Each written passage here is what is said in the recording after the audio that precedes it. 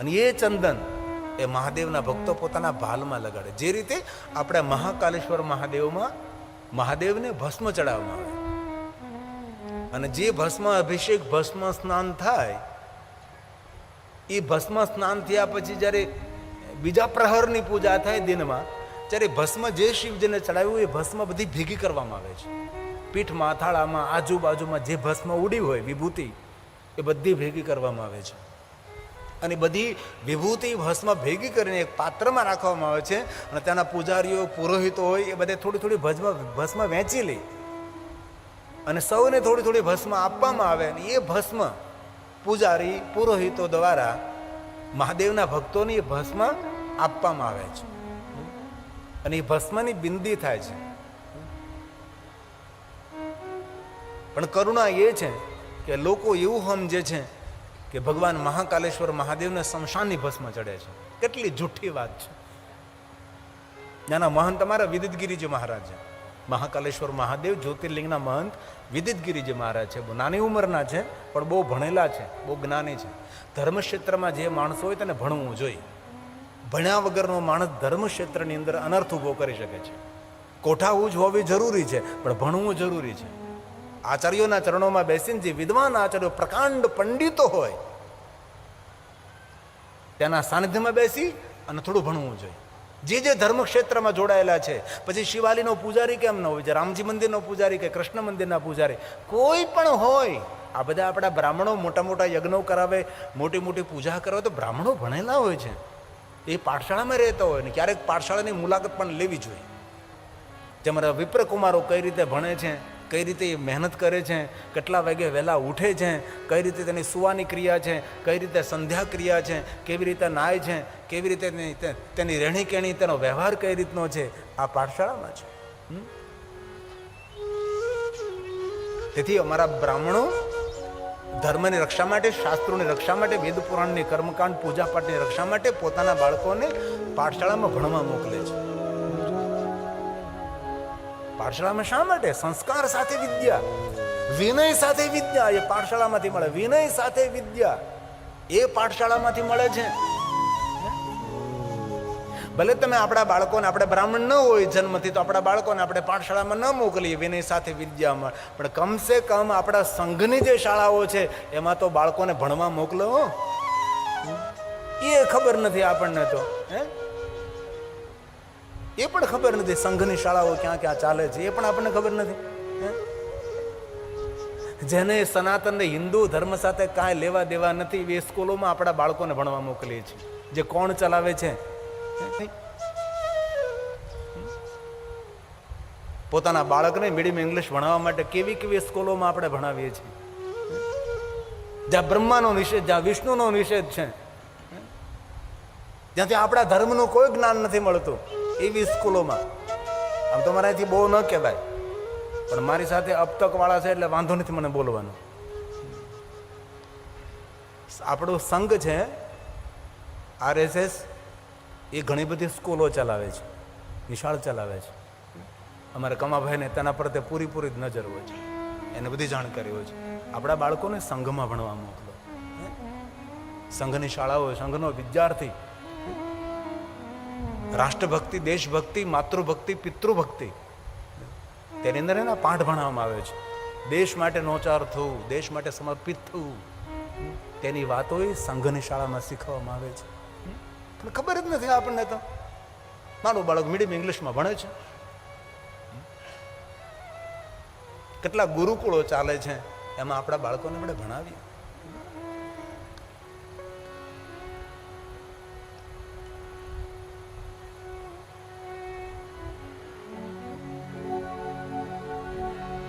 મહાકાલેશ્વર મહાદેવને ભસ્મ શમશાનની નહીં, શિવાગ્નિ જનિત ભસ્મ ચડે છે. ક્યારે મહાકાલેશ્વર દર્શન કરવા જાઓ તમે, અને જો ભસ્મ પ્રસાદમાં મળે, એ પૂજારીઓ પુરોહિતો ભસ્મ આપે, તો ભસ્મ એ શમશાનની ભસ્મ નથી, એ શિવાગ્નિ જનિત ભસ્મ છે. પણ લોકોના મગજમાં એવું છે કે શમશાનની ભસ્મ, લોકો બહાર જઈને ફેંકી દે. નહીં, કભી નહીં. મને પણ એવું હતું કે મહાકાલેશ્વર મહાદેવને શમશાનની ભસ્મ ચડાવે છે, પણ રાતના 11:30-12 વાગ્યાની જે અંતિમ પૂજા શંકર ભગવાન મહાકાલેશ્વરની થાય તેની અંદર 5 બ્રાહ્મણો જ હોય છે, અન્ય કોઈને પ્રવેશ નથી હોતો. પણ મને પ્રવેશ મળ્યો હતો, મંજૂરી મળી હતી કે ભાઈ અમને એકને રહેવા દો. અને રાતના 11:30-12ની અંતિમ પૂજા, ત્યાર પછી કપાટ બંધ થાય. એ સમયે અમારે રમણ પૂજારીજી, રમણ ગુરુજી, મહેશ ગુરુજી, જે પ્રધાન જે મહાકાલેશ્વરના પૂજારીઓ છે, 5 બ્રાહ્મણો અંદર હોય. અત્યારે ટેલિવિઝનમાં ચિત્રો જોવો છો, અંદર કોઈ ન હોય, આ બ્રાહ્મણો સિવાય કોઈ નહીં. આખું મંદિર સિક્યુરિટીને સોંપી દેવામાં આવે છે, અંદર કોઈ માણસ, કોઈ જન નહીં. અને ત્યારે મને અવસર મળ્યો હતો, અને એ બ્રાહ્મણોએ મને કહ્યું હતું કે લોકોના મનમાં વહેમ એવો છે કે અમે મહાકાલેશ્વરને શમશાનની ભસ્મ ચડાવીએ છીએ, પણ મહાકાલેશ્વરને કોઈ દિવસ શમશાનની ભસ્મ ચડી નથી, અત્યારે પણ ચડાવતા નથી. મહાકાલેશ્વર પરિસરમાં એક ભસ્મ નિર્માણ કરવાનું સ્થાન છે. વિદ્વાન બ્રાહ્મણો આયુર્વેદિક ઔષધિ માધ્યમથી, પવિત્ર વૃક્ષોના કાષ્ઠથી ભગવાન શિવજીના પ્રધાન 5 મંત્રો બોલીને અને વિધિવત શિવાગ્નિ જનિત ભસ્મ નિર્માણ કરે છે. અને શિવાગ્નિ જનિત ભસ્મ ભગવાન મહાદેવ મહાકાલેશ્વરને ચડાવવામાં આવે છે. ત્યારે મને પણ ખબર પડી કે અરે આ તો સમાજમાં કેટલી ગલત ફહેમી, કેટલી વાત ફેલ ગઈ, કેટલી ફેલાયેલી વાત છે કે મહાકાલેશ્વરને શમશાનની ભસ્મ ચડે છે. ખરેખર મહાકાલેશ્વર મહાદેવને શમશાનની ભસ્મ પહેલા પણ કોઈ નથી ચડાવીને અત્યારે પણ ચડતી નથી. અને ક્યારેય મહાકાલેશ્વરમાં ભસ્મ મળે તો ભાલમાં ધારણ કરો. હું એ કથામાં આવું એ પહેલાં અત્યારે જે મહાકાલેશ્વરને ભસ્મ ચડે છે ને તેની બિંદી કરીને આવું છું, રોજ માટે સાથે રાખું છું. એ મહાકાલેશ્વરની ભસ્મમાં અદ્ભુત શક્તિ છે. વેદોક્ત મંત્રો દ્વારા ભસ્મ નિર્માણ થાય છે. મહાકાલ સ્તુતિ છે, જય મહાકાલ, જય મહાકાલ, કાલનો પણ કાલ એ મહાકાલ.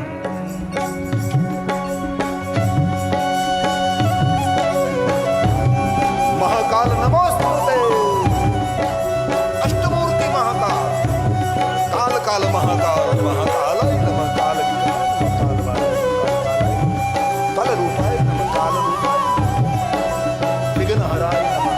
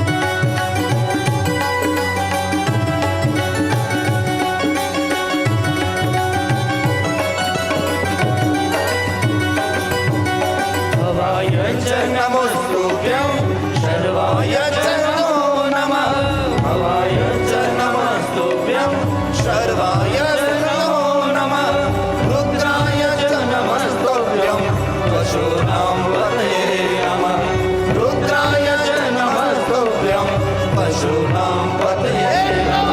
જય મહાકાલ જય મહાકાલ મહાકાલ નમો સ્તુતે. જય મહાકાલ જય મહાકાલ જય મહાકાલ નમો સ્તુતે.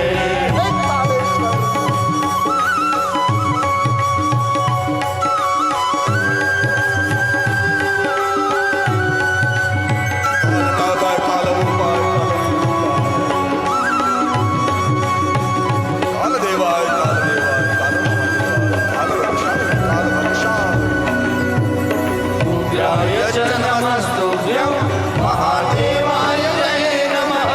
ઉગ્રાય ચ નમસ્તુભ્યં મહાદેવાય જય નમઃ.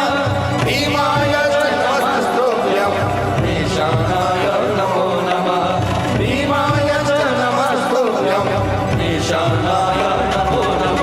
જય મહાકાલ જય મહાકાલ જય મહાકાલ નમો સ્તુતે. જય મહાકાલ જય મહાકાલ જય મહાકાલ નમો સ્તુતે.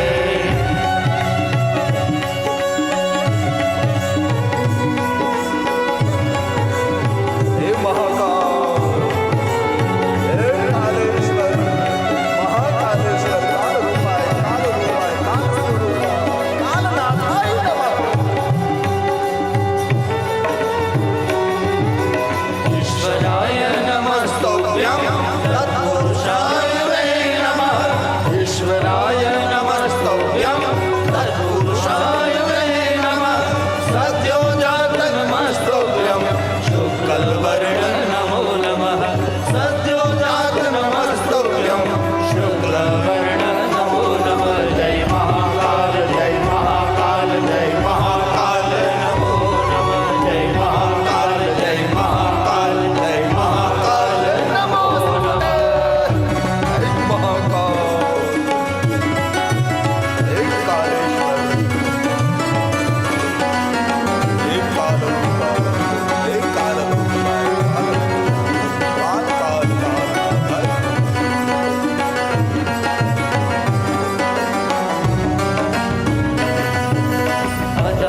અધકાલનિરુદ્રાય રુદ્રરૂપાય વૈ નમઃ. અધકાલનિરુદ્રાય રુદ્રરૂપાય વૈ નમઃ. શ્રીધુપતિલયાનાથ હેતુરૂપાય વૈ નમઃ. શ્રીધુપતિલયાનાથ હેતુરૂપાય વૈ નમઃ. જય મહાકાલ જય મહાકાલ જય મહાકાલ નમો.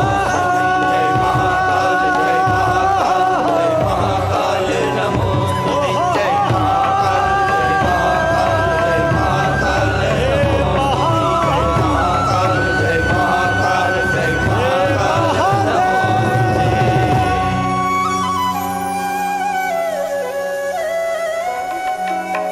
सारा ब्रह्मांड झुकता है जिसकी शरण में. सारा ब्रह्मांड झुकता है जिसकी शरण में. मेरा प्रणाम है महाकाल के चरण में. महाकाल के चरण में.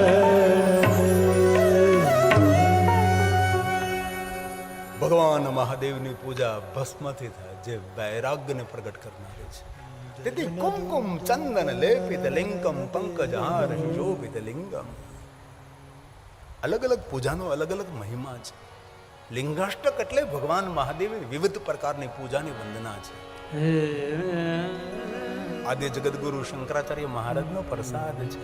कुमकुम चंदन लेपित लिंगम पंकजहार सुशोभित लिंगम संचित पाप विनाशन लिंगम. जन्म जन्मांतर के पापों में से मुक्त करने वाला भगवान शंकर भगवान महादेव. एक जन संचित पाप, एक जन्म नहीं अनेक जन्मना पापो સંગ્રહિત બેઠા છે.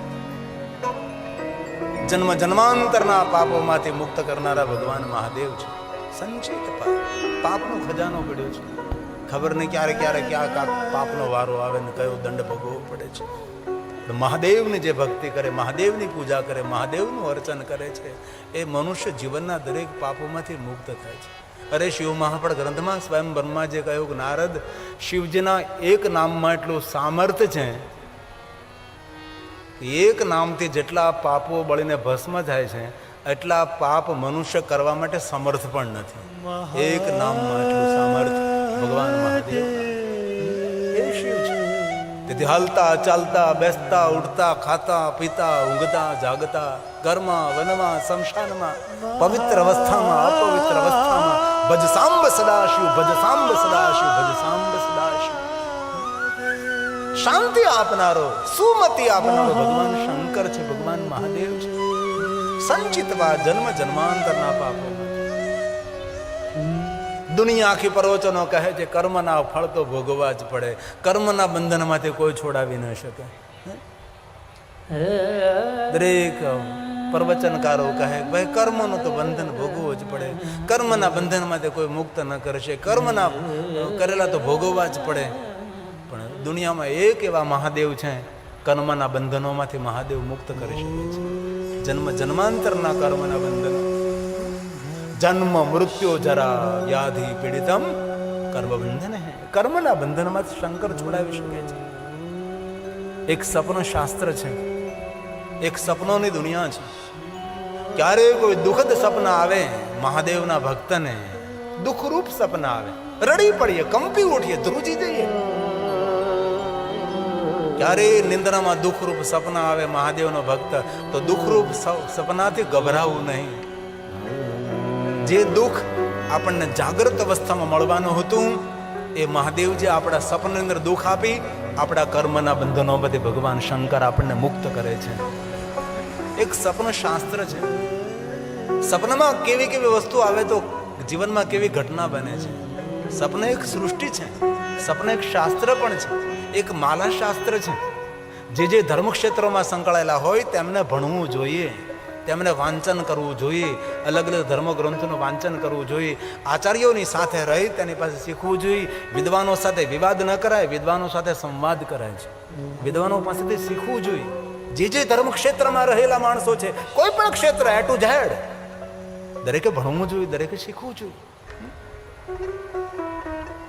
અરે મહાદેવનો ભક્ત હૃદયથી જે મહાદેવ સાથે જોડાય, પ્રયોગથી નહીં. આજે લોકો શંકર ભગવાન સાથે પ્રયોગથી જોડાય છે. આ પ્રયોગ કરવાથી આવું ફળ મળશે, આ પ્રયોગ કરવાથી આવું ફળ મળશે. પ્રયોગ કરનારા માણસો માટે નથી, શંકરજી સાથે હૃદયથી જેને યોગ કર્યો છે એના માટેની વાત છે. જે હૃદયથી મહાદેવ સાથે જોડાયેલા છે ને, એની ઉંમર ભલે વધી જાય પણ જેના જીવનમાં વૃદ્ધાવસ્થા ન આવે, એનું શરીર જર્જરિત ન થાય. જન્મ મૃત્યુ જરા, જરા શબ્દનો અર્થ શું થાય? જર્જરિત થઈ જવું, ખખડી જવું. જેટલા મહાદેવનો ભક્ત હોય તેનું શરીર ભલે વૃદ્ધાવસ્થાથી ઘેરાયેલું પણ જર્જરિત ન હોય. ભલે શરીરથી જર્જરિત હોય પણ માનસિક રીતે તો જર્જરિત ન જ હોય, પરિપક્વ હોય. એ મહાદેવની ભક્તિમાં અદ્ભુત શક્તિ રહેલી છે. તેથી બહુ હૃદયથી કહું, બહુ દિલથી કહું છું, ભલે તમે કોઈ પણ સંપ્રદાયમાં હોય, કોઈ પણ વિચારધારા સાથે જોડાયેલા હોય, દરેક સંપ્રદાયો શ્રેષ્ઠ છે, દરેક વિચારધારા શ્રેષ્ઠ છે, દરેક સંપ્રદાયનો આચાર્યો શ્રેષ્ઠ છે, દરેક સંપ્રદાય પરંપરા શ્રેષ્ઠ છે. પણ જો જીવાત્માનું કલ્યાણ કરવું હોય તો મહાદેવ વગર તમારું કોઈ કલ્યાણ નહીં કરી શકે. શંકર જ કલ્યાણ કરી શકે, મહાદેવ જ આપણું સુખ કરી શકે. તેથી વિશ્વના દેવતાઓ મહાદેવના ચરણોમાં રહે છે. વિશ્વના દેવતાઓ નિરંતર શિવનું આરાધન કરે છે. દરેક ઋષિમુનિઓ ભગવાન મહાદેવનું આરાધન કરે છે. અરે રામ પણ નિરંતર મહાદેવની ઉપાસના કરે, દ્વારકાધીશ કૃષ્ણ પણ મહાદેવની ઉપાસના કરે છે, રાવણ પણ ભગવાન મહાદેવની ઉપાસના કરે છે. ભસ્માસુર શિવજીના ચરણોમાં ગયો, કઈ પણ રીતે તેનો મંગલ ને કલ્યાણ થયું. તારકાસુરનું મંગલ થયું, ગજાસુરનું મંગલ થયું છે, વિદ્યુમાની કમલાક્ષ તારકાક્ષનું મંગલ થયું છે, બાણાસુરનું કલ્યાણ થયું છે. સુર અસુરનું સૌનું કલ્યાણ કરનારા ભગવાન શંકર છે. તેથી ભગવાન શિવના ભજનમાં રત રહેવું. राम भी शिव के, रावण भी शिव का, राम भी शिव के, रावण भी शिव का, बाणासुर भी शिव का, भस्मासुर भी शिव का। जीवन उसका, मरण भी उसका, जीवन उसका, मरण भी उसका। तांडव है और ध्यान भी वो है अज्ञानी का, ज्ञान भी वो है। आज भी शिव है, कल भी शिव है, आज भी शिव है, कल भी शिव है। आदि अनादि महाकाल शिव है, आदि अनादि महाकाल शिव है।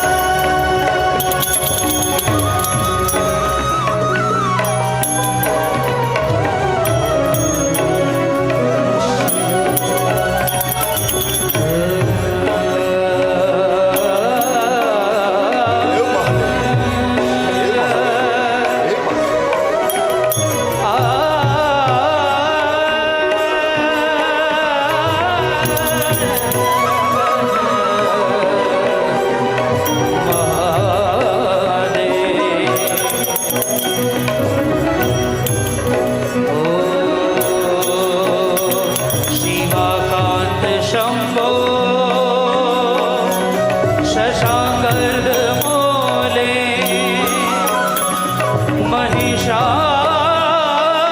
महिषानशूले ओ जटाजूटधारी सांबाय नमः शंकराय नमः त्वमेको जगद्व्यापको ईश्वरूप ॐ प्रसीद प्रसीद प्रभो पूर्णरूप ॐ प्रसीद प्रसीद प्रभो पूर्णरूप प्रभो पूर्णरूप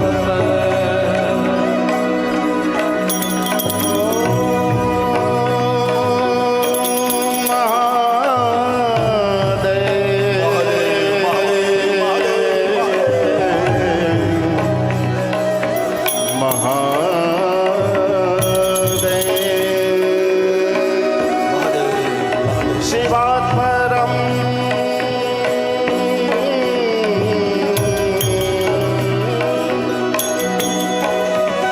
शिवात्मरं नैति वदन्ति वेदा, शिवात्मरं नैति वदन्ति देवा।